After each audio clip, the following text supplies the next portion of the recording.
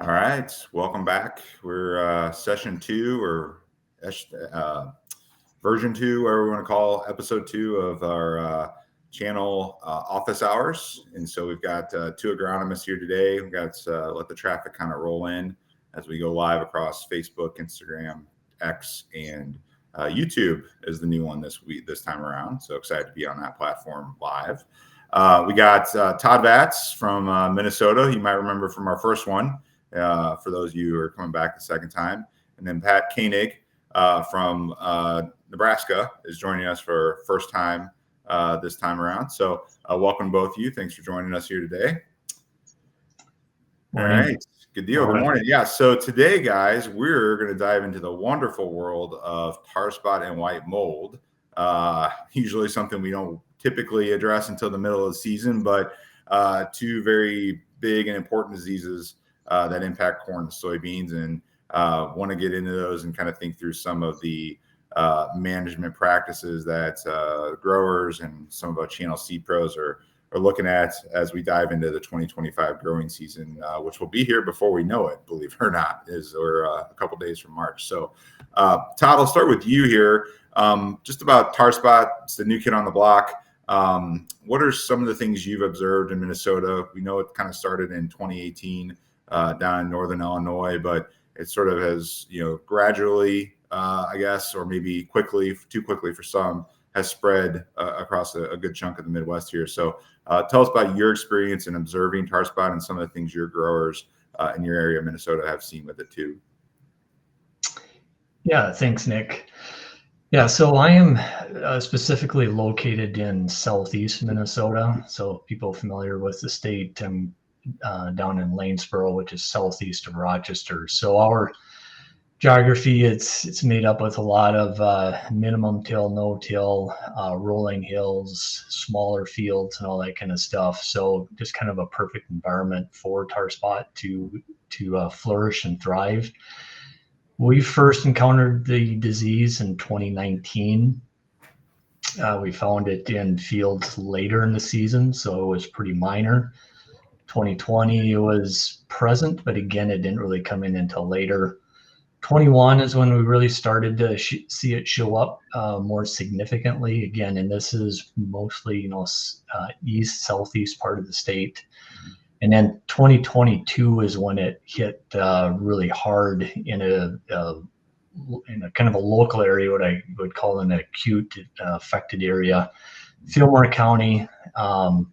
Your typical where you would see 100, 120 bushel yield losses from that type of situation. So that was 22, 23, then drought year was pretty minor. And then 24 last year, we had a pretty significant outbreak again, except this is a little further north, up north of Goodhue County.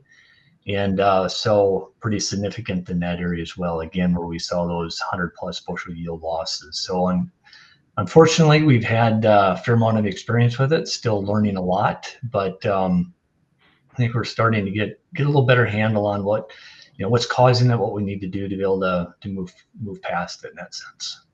Yeah.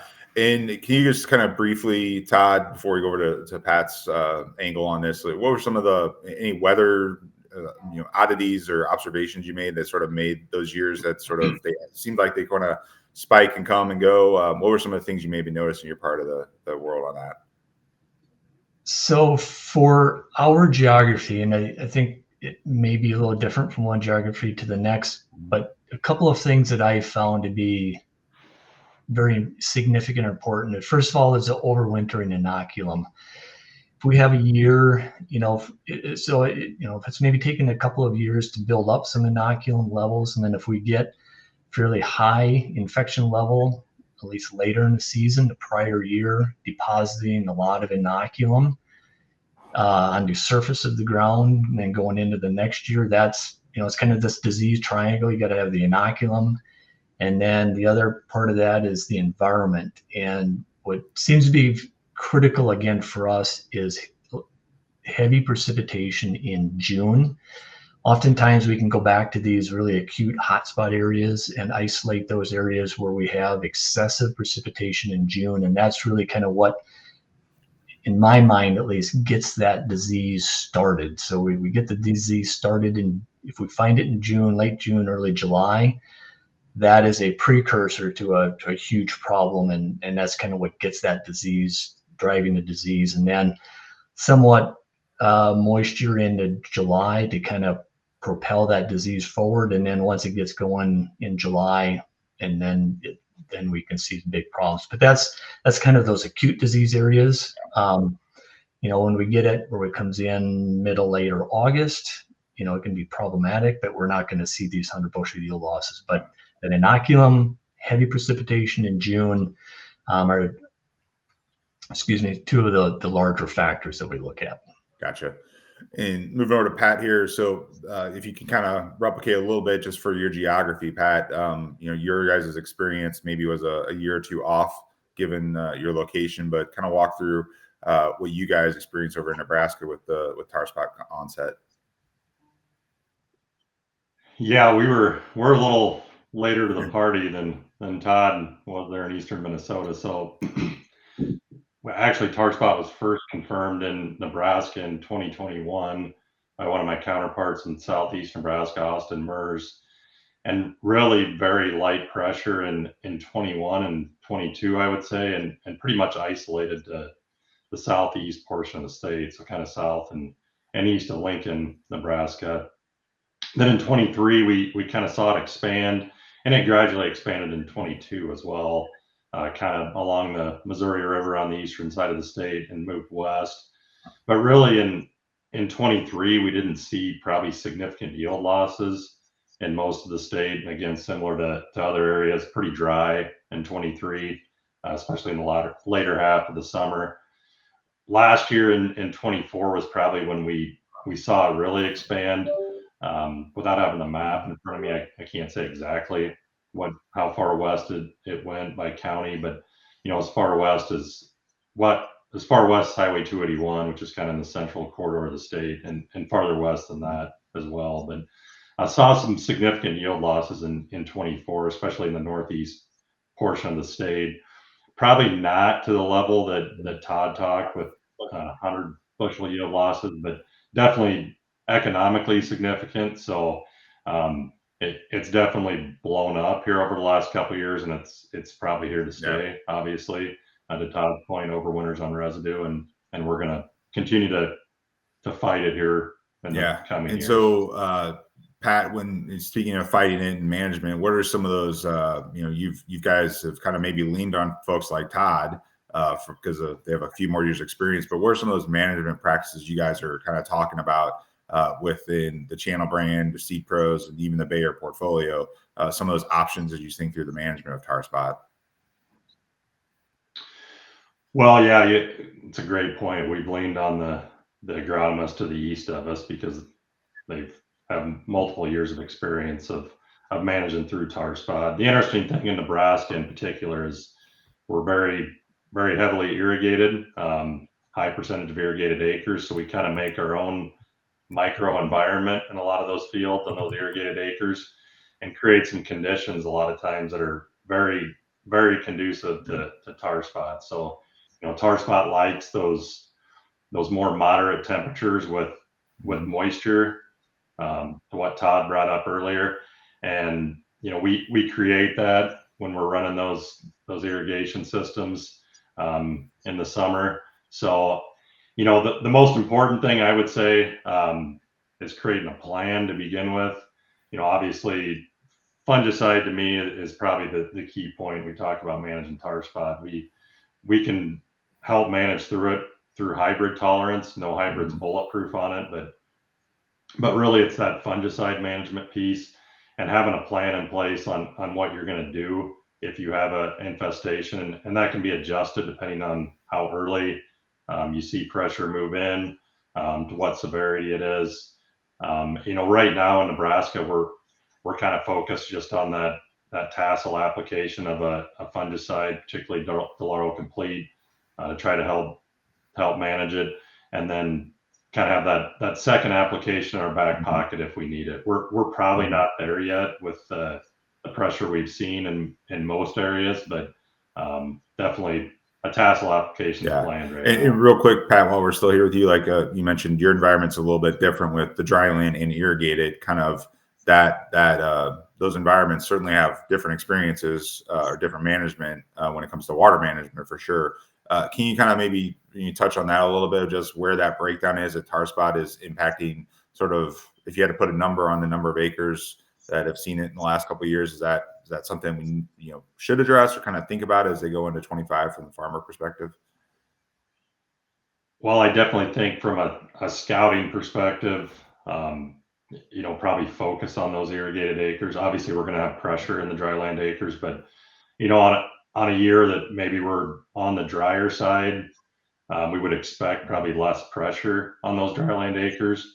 But if it's dry and we're irrigating heavily, we would expect pressure in those irrigated acres. So we probably in a lot of areas focused our scouting on those irrigated acres just because in a more arid environment in a lot of Nebraska, we wouldn't expect to see as heavy a pressure on those dry land acres. Not that we won't, and we don't want to forget about those dry land or rain fed acres, but most of our focus has been on the irrigated acres in a lot of areas of the state. And as we transition to Todd for the Minnesota perspective in management, hey, if you got a question, pop it in the chat. I forgot to mention that earlier, but we're taking questions here. This is for farmers, seed pros, and others to kind of pick the brains of our experts in the field from the agronomy side. So happy to take your questions. We'll get to them as they pop in here. But as we keep going, Todd, your management recommendations for Minnesota might differ slightly, as Pat sort of alluded to. There may be more of that one fungicide, Delaro Complete, Delaro application. You guys might be looking at a different setup. Can you kind of talk through what you guys have been sort of recommending to the farmer customers out there? Sure. Yeah. And it's, the bulk of it is very similar. That R1 application just post tassel is pretty common. But yeah, there's a lot of, this is, again, it's a pretty unique disease in the fact that oftentimes when we look at diseases, we look at, corn on corn acres being higher risk type situation. But uniquely from my observations, at least, I tend to find this disease more common in rotated acres or acres that maybe have less tillage. And again, in my opinion, that comes back to that surface inoculum that gets deposited the previous fall. The less that we're burying that inoculum, we have more inoculum present on the soil surface to be splashed up on corn leaves in the spring. So I guess when I'm talking to our customers, it's those rotated fields that were corn on soybeans that are maybe higher risk, or where we've actually seen some of our highest intensity diseases are no-till fields on sod ground, which again is just the complete opposite of what you'd ever expect. So if we're going into, where we have dairies, where we have alfalfa that was killed off the previous fall, no-till in those fields, we have that surface inoculum present. Those are fields that are super high risk. No-till cornfields going into bean stubble, high risk. And generally, as we get higher and higher tillage, and generally as we move further west in Minnesota, west of I-35, we tend to get more tillage on heavier ground.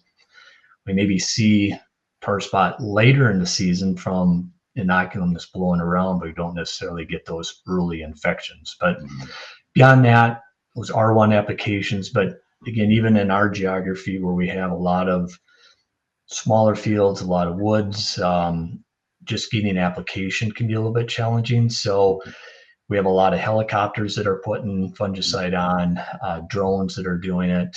And then we have some people that are going in with just ground rigs that are going in prior to tassel, where they can still get a ground rig in and putting a fungicide on. So it'd be like a V14, V16 application, and then maybe following up with that R2 or R3 application if needed, and that would be by air in that situation. But by going in that late vegetative, we can get that higher volume water application to get more of the fungicide down deeper into the canopy. And that's really where that early infection is occurring, is deeper in the canopy. So that really helps out in that sense too. So we kind of look at a lot of different strategies. And just because, again, when we get these really, widespread blown infestations, we just don't have enough aerial applicators to go around.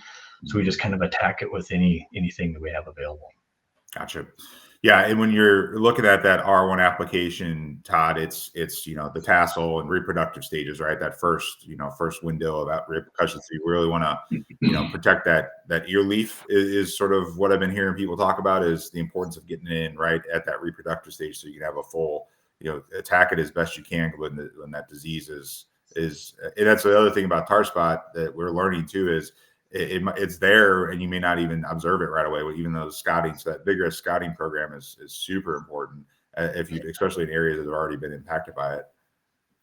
Yes, scouting is extremely important. And again, somewhat of a unique disease, and from my experience and perspective, scouting on this is a little bit easier than a lot of other diseases. Typically, when we find tar spot, it's right on the outer edges of the field first. So I typically say, if you want to scout it, you just go to the edge of your field and maybe 1 to 2 rows. That's where you'll generally find it first. And so that scouting in that sense is easy, but still it's always good to go into the field and see if there's other things going on. But oftentimes it's those outer rows that get infested first.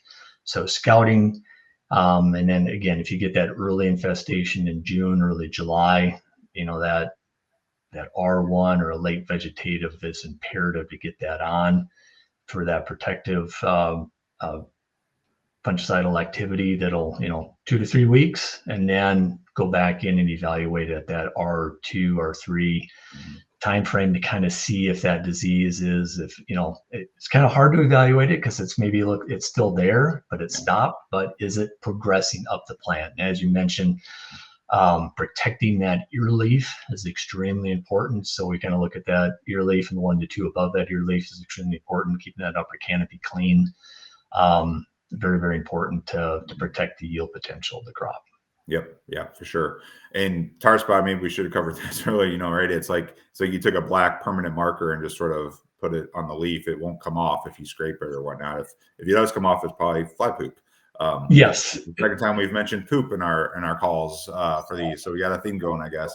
And oftentimes too, what I often say is, a lot of times we say scrape it, but oftentimes if you find that black speck, if you flip the leaf over, you'll see some necrosis on the backside of the leaf too. So if you get sick of licking tar spot or bug poop from your thumb or whatever, oftentimes you just flip the leaf over. If you can see it on both sides of the leaf, you got tar spot. So yeah, good deal. Fly sticks.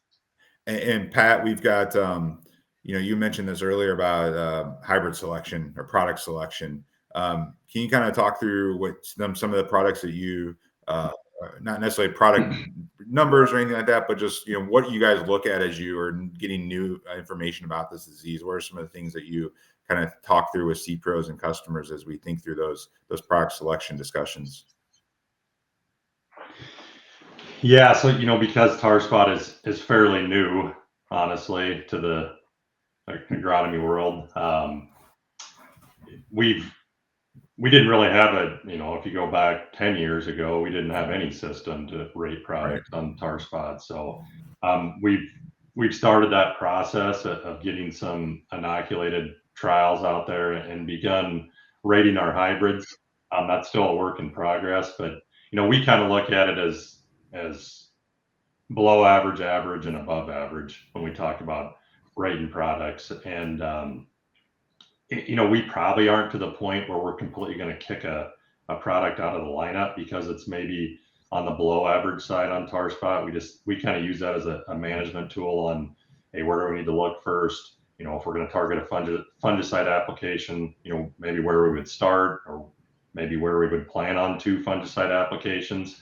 But we've used that as a management tool here, starting last year and moving forward on just placing products, if we're in a high risk environment or managing, throughout the season. And we definitely have a lot of products across the broad maturity range that are very solid on tar spot tolerance, and we can rely heavily on those in certain situations. Yeah, good call.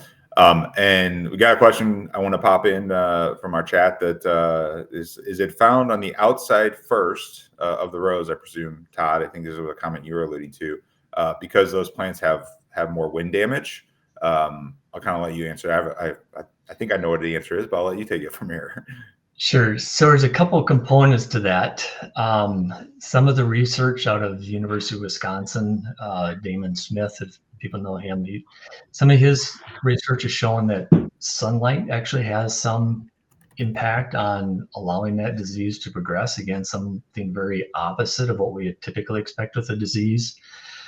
So the more sunlight, I think, helps to drive it. But the other factor, again, my opinion only on this, is I think on the edges of the field is where we have more surface inoculum present. So that, if you're doing any tillage on the field, you're burying some inoculum, but around the edges, you don't have it. So again, any rainfall that you're having is splashing it onto the leaves of those outer plants around the edges of the field. I think you just have a higher inoculum load. Again, that's my own personal opinion on it, but that's kind of what I've come to figure out with this as well. Yeah, okay, good deal. And also, when you talk about fungicides, always follow the label recommendations on that, and something we need to point out as we go through there. So let's move to white mold. We talked about tar spot being the new kid on the block. White mold has been around for a little while here. And it's something you guys in your area have dealt with as well, maybe more extensively than the tar spot disease. So let's go to Pat here and think about, white mold. Sort of give us the quick overview of what it is, how it infects soybeans, kind of the big broad overview. If you were to give us a 101 look at things there, Pat. Well, yeah, just from a broad overview, we've fought white mold for a number of years in Nebraska. And the interesting thing about white mold is, as you think about it, once you see white mold, it's probably too late to do anything. So it's definitely a disease that you have to plan ahead for. So that infection on white mold really occurs in that very early reproductive stage. So if you think about that R1, R2 timeframe, and you can see on the graphic up there that really the infection is through those flowers, and then the disease progresses from there. And only one cycle per year, but what we've seen is, if you have conditions that are maybe not as conducive to white mold, it kind of, for lack of a better term, kind of goes dormant in that plant. And then when you get those cool, wet conditions that it prefers, it'll kind of flare back up and start its process again. So it's an interesting disease, hard to get a handle on, but really, not different from a lot of other diseases, likes those cooler, wetter environments, particularly, when we see that infection occur, prior to R1 or around R1, likes cool, wet environments then. And then as the disease progresses, likes that continued cool, wet environment down in the canopy. So, those sclerotonia and white mold can lay dormant in the soil for, multiple years, 5+ years. So rotation helps, but we don't always see, that as a ultimate cure-all. But, just definitely something we've battled and continue to battle. Probably, in Nebraska, I would say number 2 or 3 most economically significant disease that we battle in soybeans. Wow. And just real quick then, you mentioned the cool conditions. Is that why we see it mainly limited to the northern geographies on this one, because of your planting dates and, typically it's a cooler environment at that reproductive stage? Yeah, in Nebraska, historically, it's been, kind of a northern Nebraska disease. Not that we've never seen it, in the South I-80 or in that geography, but typically been kind of a north of I-80 type disease, and primarily because of temperature. It gets cooler as we move north in Nebraska. As you move south, definitely more warmer temperatures and a little more arid environment as you move south and west. But yeah, temperature plays a huge role into that. And so, Todd, as we think through the management from a white mold perspective, you've got, I think Pat mentioned some crop rotation things to consider. Row spacing, I know, is one that's 15s or 20s and 30s. I know that's a conversation some growers have sometimes. Give us your experience in what your recommendations are for farmers in Minnesota from a white mold management perspective. Sure. Yeah, white mold is a continuous impact for us as far as soybeans go. Fortunately, on the variety selection aspect of it, we've been dealing with white mold for a long time, so we do have varieties that are quite tolerant to white mold. Nothing is resistant to it, but we certainly have a lot of breeding efforts that look at tolerance. There's multiple genes that work against this disease. So that would be the first and foremost thing is if you know that you have some significant white mold issues, looking at the variety tolerance and the ratings on that in that aspect. Probably our next biggest thing that we look at is plant population. And so we've been really driving soybean plant populations down as a white mold management strategy. And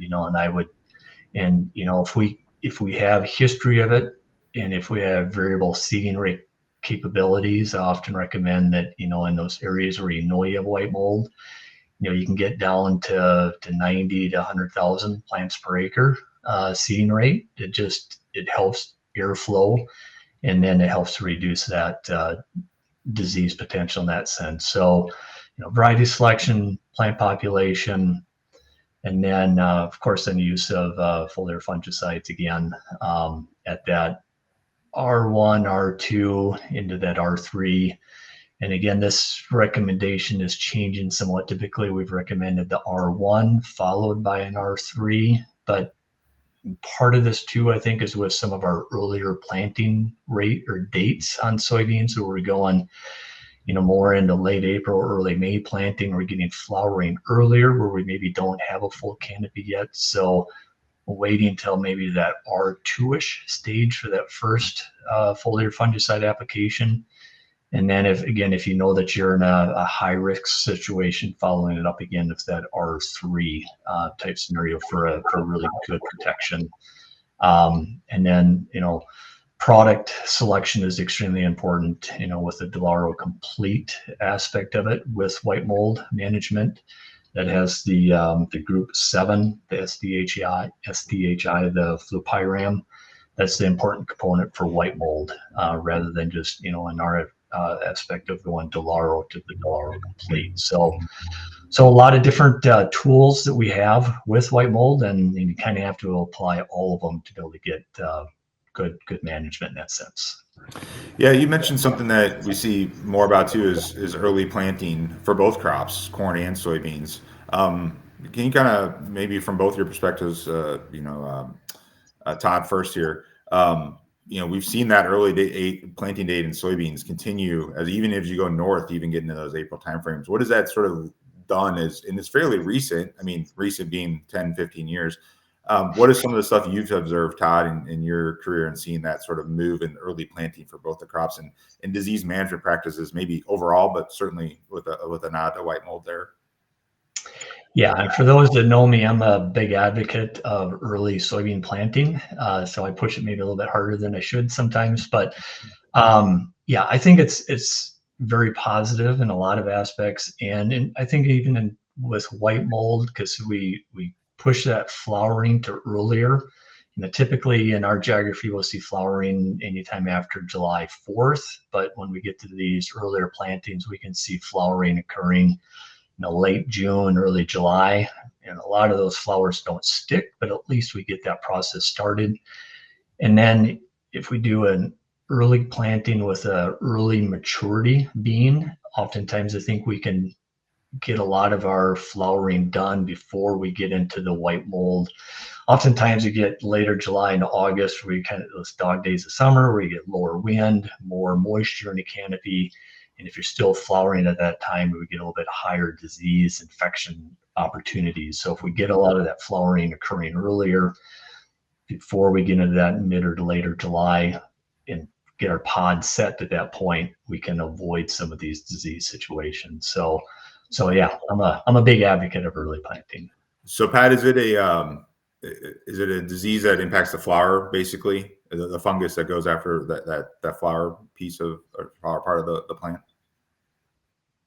Well, that's where the infection occurs. Really the impact is not as much on the flower as it is, internally in the plant. So it's kind of gateway into basically the plant itself then. Yeah. Gotcha. Yeah. The flower is just the infection point. Got it. The progression of the disease occurs outside of that. That's why we want to focus on that R1 application on a fungicide if we're observing the disease. Okay. Got it. Yeah, but to Todd's point, I think we've even seen a lot of data, and a lot of it probably comes from more of Todd's area to the north. But if we can push that application window back to that R2, I think it's as good or maybe a better timing, just because we have more flowers exposed, and protecting more of that plant, and just pushing that application window back to give us a longer period of protection. Gotcha. A lot of times in Nebraska, we focused on R1 because coverage is a little bit easier. The beans aren't quite canopied. We can drive that product down across the whole plant, but R2 is a great application timing as well. Okay, good deal. Anything else on white mold that you guys want to cover off here? I think we get the high points on a management perspective and some things you guys are seeing in your areas. I think you hit pretty good. Okay. All right, good deal. There's a question in the chat. I want to try to throw at you guys, and it might be more of a we have to look at some extension research, or even we have internal stuff maybe. But is there any research on the differences in tar spot? Coming back to the tar spot severity between 30, 20s, and 15s in row spacing in corn? Either of you have an insight or question on that one? Comment, sorry. I don't have any research off the top of my head that I've seen, but anecdotally, we've definitely seen in our area the severity is, we don't have a lot of 15-inch row corn, but a lot of 20-inch corn in Nebraska. We've seen the severity be a little higher in 20-inch corn. There's just, it just creates, a different environment when you start squeezing those rows a little closer together, a little more humid environment in that canopy later in the season. So infection level, I mean, is probably the same, because with the inoculum load was the same coming, from the prior year, but the severity seems to increase a little bit faster in those narrow rows, I would say. Same for you, Todd? I haven't seen, we're mostly on 30s, but my guess would be that the 20s or 15s be more challenging. And if anything, if you're applying that foliar fungicide, just getting it down into that canopy, protecting those lower leaves might be a little bit more challenging in that narrower rows. Sure. Gotcha. All right. Well, we've covered two big topics today: tar spot management, white mold management. Two big, impactful, economically impactful too, in this time of commodity prices where they are, and things being a little tighter across the countryside. Thinking about how to manage diseases is super important this season. Any disease, but in particular these two economically important ones. So come back to Todd here, and both of you to answer this, but final comment or two as you sort of put in the crystal ball on February 27th here, as we get ready to plant here in another month or so for some of the country. What are one for each disease? What is one thing you're kind of looking at, or one last sort of takeaway you'd leave our listeners with here? I guess from my perspective, we have about, 45 days of planning yet, and as Pat mentioned, just make a plan, for both diseases. Talk with your seed pro, find out what the tolerance level of both, whether it's a corn or soybean, and then make that plan with the seed pro on the scouting aspect of it, on the if you're going to use foliar fungicide, if you're managing, populations, all that different kind of stuff. It's, as Pat mentioned, just get that plan going. So right now is the time to do it. Good deal. Pat? Yeah, I think that's the main point right there, is having a plan in place. Some time to adjust here, maybe move some products around as far as placement if you got fields that are maybe high risk, maybe you shift some placement around on hybrids or varieties you currently have purchased or have planned on, but just really have that plan in place, because we all know how hectic spring is, and then spring turns into summer pretty quick, and we're right in the heat of disease time frame. So having the plan in place up front is always key. Yeah, for sure. And I think one other point we'd want to make to the audience here is if you have questions about white mold, tar spot management, recommendations, products, reach out to your local technical agronomist, your channel seed pro. They can, if they don't know the answer, they can get you the answer. That's what they're there for, is to help provide that good customer experience for you guys in the field. So, I want to thank Todd and Pat for their time today. One last plug for channel here as we wrap up the show. The Commodity Classic starts this week, which is usually sort of the unofficial start to planting in my mind. It'll be here shortly thereafter. It's out in Denver this week. Todd is actually going to be there, so if you're paying attention and you're going to Classic, visit with Todd. He'll be there to answer any further questions you guys have about anything, right, Todd? Anything you want. That's right. Yeah. So last plug for Classic there. We'll have a lot of channel stuff going on in our booth. And so please stop by if you're visiting Classic. Otherwise, we want to thank again Todd and Pat for joining us today. And you guys take care, and we'll see you again hopefully next month toward the end, and we'll talk about some things that are getting ready for planting season. So thanks again, Todd and Pat. Have a good day. Thank you. Yep. Thank you.